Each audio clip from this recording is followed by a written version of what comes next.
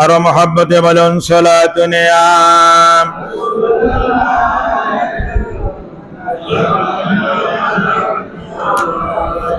ओ दिन भी आएगा और रात भी आएगी, दिन गुजरेगा मक्के में और रात मदीने में। सलातु नियाम।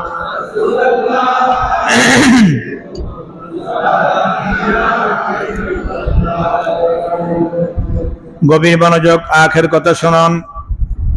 লাইলাতুল কদর সম্পর্কে বহু বড় বড় ইমামগণ, মসজিদের ইমাম নয়, মাযহাবের ইমাম, বড় বড় আল্লাহর ওলি বলেছেন, আমরা লাইলাতুল কদর পেয়েছি অধিকাংশ সময় 27 তারিখের 26 তারিখ দিনগত রাত্রে 27 তারিখে। জোরে বলুন সুবহানাল্লাহ। আবার অন্যান্য দিনের কথাও বলেছেন। বিশেষ করে লাইলাতুল কদর যেদিন হয়, মুসলিম শরীফের হাদিস আর অন্যান্য কিতাবের মধ্যে রয়েছেন। লাইলাতুল কদর সম্পর্কে রাহমাতুল লিল আলামিন বলেছেন কিছু আলামত রয়েছে। সুবহানাল্লাহ বলেন। আলামতগুলো সাধারণ পাবলিক বুঝবে না, আল্লাহর ওলিরা বুঝবে। সাধারণ পাবলিক বোঝার জন্য দুই একটা নিদর্শন রয়েছে। বিশেষ করে যেদিন লাইলাতুল কদর হবে, কিতাবে লিখেছেন সেদিন বেশি গরমও হবে না, বেশি ঠান্ডাও হবে না, মৃদু মৃদু বাতাস হবে। জোরে বলুন সুবহানাল্লাহ। এটা একটা আলামত। লাইলাতুল কদর যেদিন হবে, অনেকের মতে হালকা একটু বৃষ্টিও হতে পারে ওই রাত্রিতে, শেষ রাত্রের দিকে কিছু সামান্য হালকা বৃষ্টি হতে পারে, আকাশ পরিষ্কার থাকবে। শুধু তাই নয়, বান্দা যখন ইবাদত করবে অন্যান্য দিনের চাইতে, অন্যান্য রাতের চাইতে লাইলাতুল কদরে তার কাছে ইবাদত গুলো বেশি মজা লাগবে। গাছপালা তরুলতা সকলে লাইলাতুল কদরের দিন আল্লাহর দরবারে সাজদায় পড়ে যান। যারা কাশফওয়ালা আল্লাহর ওলি, যারা নামাজের বিছানায় বসে আরশে আজিম পর্যন্ত তাদের খবর হয়ে যায়। এরকম আল্লাহর ওলিরা লাইলাতুল কদর কখন হবে সেটা বুঝতে পারে। বিশেষ করে হাদিসে পাকের মধ্যে রয়েছে লাইলাতুল কদর সম্পর্কে বলতে গিয়ে হযরতে জির ইবনে হুবাইশ রাহমাতুল্লাহ আলাইহি বলেন, আমি উবাই ইবনে কাব রাদিয়াল্লাহু তাআলা আনহুকে বললাম, ভাই আব্দুল্লাহ ইবনে মাসউদ রাদিয়াল্লাহু তাআলা আনহু বলেছেন, যে ব্যক্তি লাইলাতুল কদর পেতে চায় সে যেন পুরাটা বছর, পুরাটা রমজান, প্রতিটি রাত্রে যেন আল্লাহর কাছে লাইলাতুল কদর তালাশ করে। অথচ তিনি অবশ্যই জানেন লাইলাতুল কদরটা 26 দিনগত রাত্রি 27 তারিখে। আল্লাহু আকবার বলেন। তিনি জিজ্ঞেস করলেন, হে আবুল মনজির, কিসের ভিত্তিতে তুমি এই কথা বললে, কিসের ভিত্তিতে তুমি এই কথাটা বললে? তিনি জবাব দিয়েছেন যে আমি ওই দিন সম্পর্কে জানি, আন্নাহা তাতলু ইয়াউমিদিন লা শুআলাহা, লাইলাতুল কদর যেদিন হবে সকালবেলা যখন সূর্য উদিত হবে, ওই সূর্যের অনেকক্ষণ পর্যন্ত কোনো কিরণ থাকবে না। আল্লাহু আকবার বলুন। একটা রৌদ্রের যে প্রভাব এটা থাকবে না, সূর্যের আলোর কিরণের মধ্যে প্রভাবটা এটা একদম শান্ত শান্ত মনে হবে। চিৎকার দিয়ে বলেন সুবহানাল্লাহ ওয়া বিহামদিহি।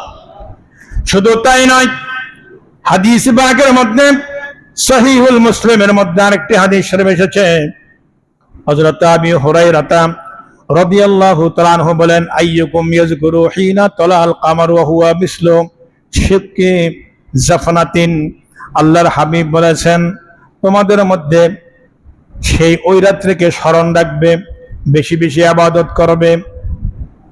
ওই রাত্রি চাঁদ উদিত হবে একটা থালার টুকরা ন্যায়, চারটা একটা থালা যেরকম গোল থাকে, ঠিক এরকম একটা গোল কিরণওয়ালা চাঁদ তোমরা চাঁদের মধ্যে দেখতে পাবে, যেটা অন্য দিন দেখা যায় না। জোরে বলুন সুবহানাল্লাহ।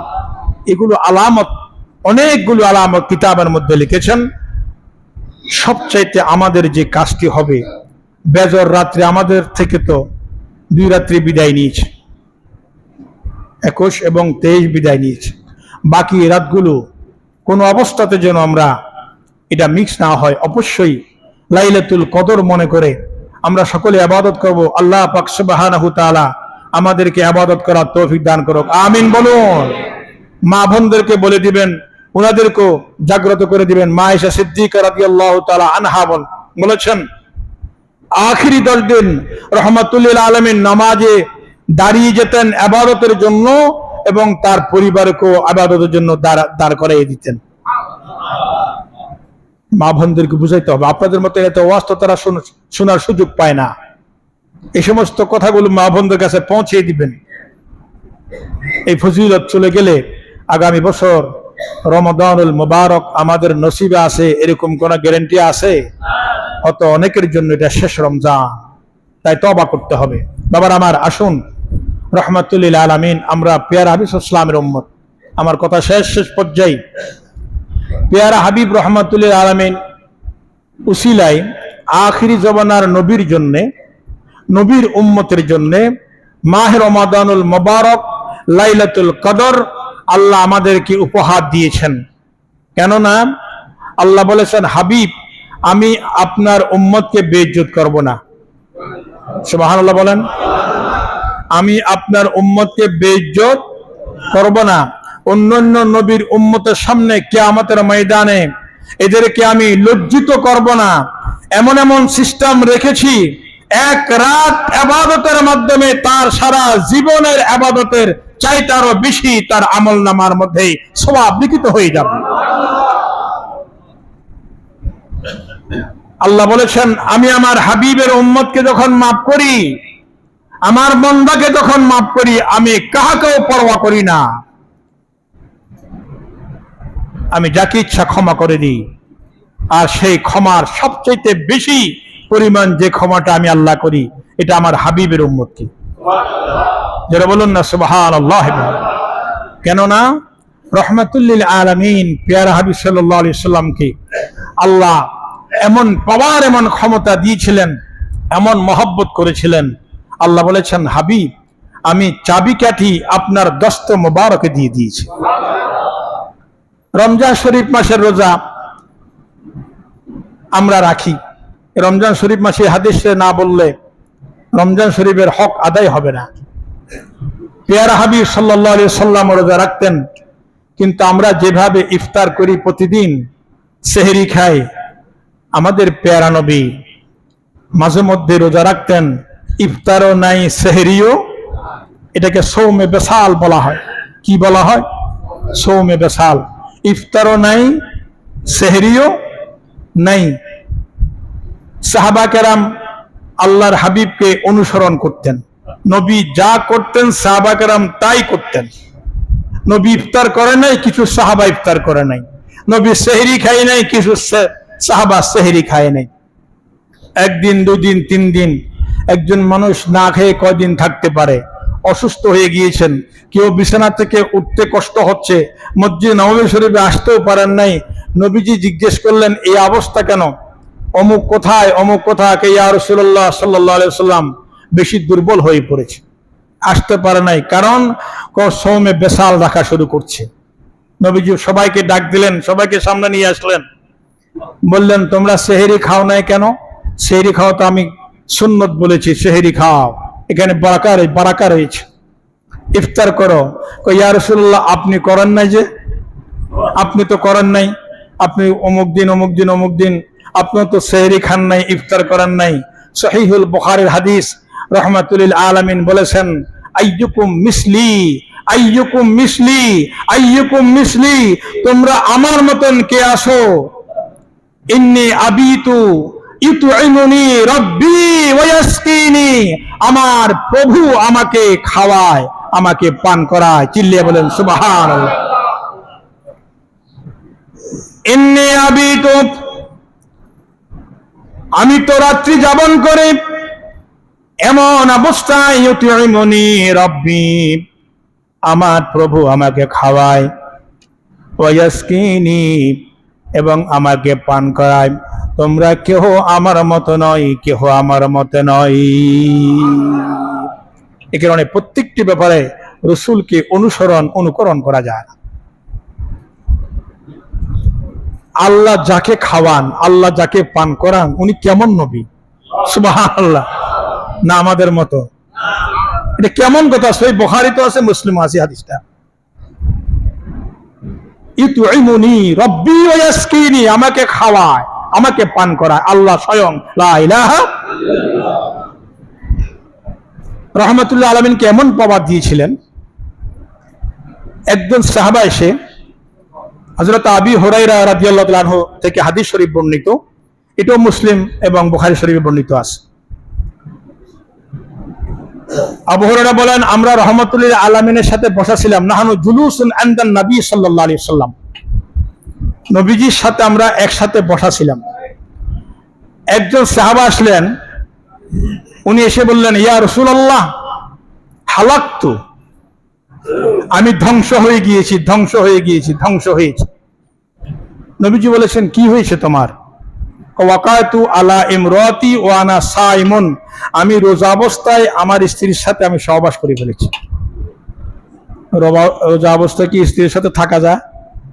সহবাস করা যায়? এই কারণে আমি হালাকতু, আমি ধ্বংস হয়ে গিয়েছি। রোজা এটার খেয়াল ছিল না, আমি স্ত্রীর সাথে আমার মিলন হয়ে গিয়েছে। এখন কি করতে হবে? নবীজি বললেন, হাল তাজিদু রাকাবাতান তুতিকুহা, তুমি কি কোন একটা গোলামকে আজাদ করতে পারবে? তখন মানুষ বেচা কিনা হতো, একটা গোলাম আজাদ করা তো অনেক টাকা পয়সার ব্যবধান। নবীজি বলেন, একটা গোলামকে কি তুমি আজাদ করতে পারবে? উনি বললেন, ক্বালা লা, ইয়া রাসূলুল্লাহ সাল্লাল্লাহু আলাইহি ওয়াসাল্লাম, গোলামকে আজাদ করার মতন ক্ষমতা আমার নাই। খুব মনোযোগ সহকারে শুনবেন, কথা শেষ। আল্লাহর হাবিব বললেন, ফাহাল তাস্তাতিউ আন তাসুমা শাহরাইন মুতাতাবিআইন, যে কথাটা আল্লাহ কোরআনে পাকের মধ্যে বলেছেন, আল্লাহর হাবিব বলেন, যদি গোলাম যদি আজাদ করতে না পারো, তাহলে কি তুমি লাগাতার 2 মাস রোজা রাখতে পারবি? প্রশ্ন করলেন, হাল তাজিদু ফাহাল তাস্তাতিউ আন তাসুমা শাহরাইন মুতাতাবিআইন, লাগাতার, মাঝখান দিয়ে একদিন ভাঙলে আবার হবে না। যেহেতু তুমি রোজা ভেঙে ফেলেছো, তোমার স্ত্রীর কাছে গিয়েছো দিনের বেলা। উনি বললেন, ক্বালা লা, বুখারী এবং মুসলিমের হাদিস, ইয়া রাসূলুল্লাহ, না, এটাও আমার দ্বারা সম্ভব না, লাগাতার 2 মাস পারবো না। এবার আল্লাহর হাবিব বলেন, 3 নম্বর অপশন, প্রথমটা গেল, দ্বিতীয় গেল, 3 নম্বর অপশনের মধ্যে আল্লাহর হাবিব বললেন, ক্বালা হাল তাজিদু ইতআমা 60 মিসকিনা, তাহলে তোমার জন্য 3 নম্বর অপশন দিলাম, তুমি কি 60 জন মিসকিনকে আল্লাহর ওয়াস্তে খাওয়াইতে পারবি? উনি বললেন, লা, ইয়া রাসূলুল্লাহ, এটাও পারবো না, 60 জন মিসকিনকে খাওয়ানোর মতন তৌফিকও আমার কাছে। নবীজি বললেন, ইজলিস, যাও বসে থাকো। আমি সংক্ষেপে বলছি, এই মুহূর্তে একেবারে বড় এক ঝুড়ি নিয়ে, খেজুর নিয়ে একজন সাহাবা রাসূল পাক সাল্লাল্লাহু আলাইহি ওয়াসাল্লামের দরবারে আসলেন, পুরা খানসা ভরা খেজুর। নবীজি বললেন, ওই লোকটা কই, যিনি আমার সওয়াল করছিল? বলল, ইয়া রাসূলুল্লাহ, আমি তো হাজির আছি। উনি উপস্থিত হয়েছেন। নবীজি বললেন, খুস ফাতাসাদদাক বিহি, এই খেজুরগুলো নাও, আল্লাহর রাস্তায় সদকা করে দাও, দান করে দাও। উনার খেজুর না, একজনে নিয়ে আসছে, খুস, এগুলো লাও, ফাতাসাদদাক বিহি, এগুলো আল্লাহর রাস্তায় কি করো, দান করে দাও। উনি বললেন, আলা আফকারা মিন্নি, ইয়া রাসূলুল্লাহ, আমার চাইতে বড় ফকির গরিব আর কি আছে মদিনা শরীফে? কথা বুঝেন নাই? হাদিসে পাকের মধ্যে আসে, তার কথাটা শুনে প্যারা হাবিব সাল্লাল্লাহু আলাইহি ওয়াসাল্লাম এমন ভাবে হাসলেন, فضحك النبي صلى الله عليه وسلم حتى بدت أنيابه আল্লাহর হাবিবের এই দুটো দাঁত মোবারক, সামনের দাঁত মোবারক, আনিয়া মোবারক দেখা গেল। এমন ভাবে পেয়ারা নবী হাসলেন, অর্থাৎ তাকে এতগুলো অপশন দেওয়ার পরেও সে বললেন এটা আমার দ্বারা সম্ভব না, আমার দ্বারা সম্ভব না। আর একজন খেজুর নিয়ে আসছেন, এটা আল্লাহর রাস্তায় দান করার জন্য বললেন আমার চাইতে বড় ফকির আর কি আছে? আল্লাহর হাবিব বললেন আতইমুহু আহলাকা, যাও নিয়ে যাও তোমার পরিবারকে খাওয়ায়ে দাও। আর জোরে বলুন সুবহানাল্লাহ। খালিকে কোন নে আপনি মালিকে कुल बना दिया, दोनों जहां आपो की कब्जा ओ इख्तियारों में सलातुन या रसूल अल्लाह।